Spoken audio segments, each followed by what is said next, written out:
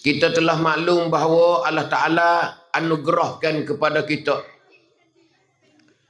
iaitu seorang Nabi dan Rasul. Yang mana masa dulu pun ada Nabi dan Rasul juga. Tapi Rasul kita kerana ketinggalan lama, nak boleh sambung Nabi dan Rasul Muhammad itu, sehingga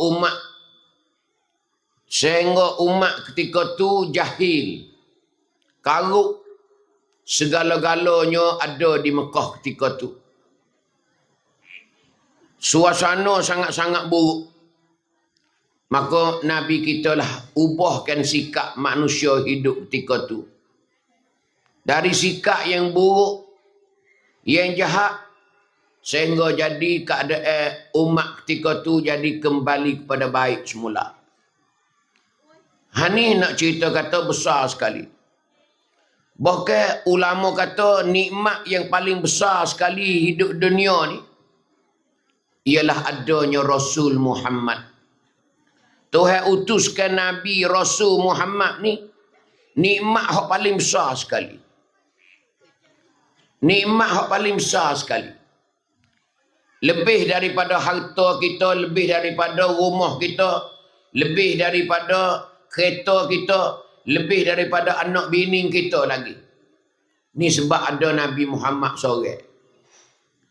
Kalau tidak ada Nabi Muhammad, maka tak akan tengok suasana macam ni di sini. Islam tak akan siapa ke berangit ni. Islam tak akan siapa sini. Islam tak akan siapa cawak menara. Kalau tidak ada Nabi Muhammad ke alam dunia. Sebab tu Tuhan kata rahmatan lil alamin. Wa ma arsalnaka illa rahmatan lil alamin.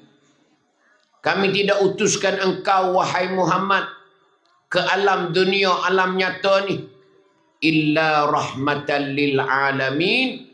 Mereka menjadi rahmat sekalian alam. Hani ibu-ibu, ayah-ayah kita berasa mujud. Dengan ada Muhammad inilah kita berasa mujud sekali. Kalau tidak ada Muhammad, kita nak jadi gapo tak tahu.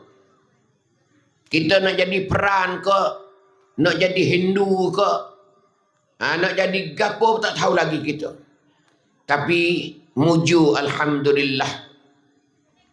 Tuhan bakit Nabi Muhammad seorang sebagai Rasul kita ni, dia sebagai ikutan kita. Uswatun hasanah. Contoh dan tauladan yang baik yang kita patut tengok dan tiru keadaan dia.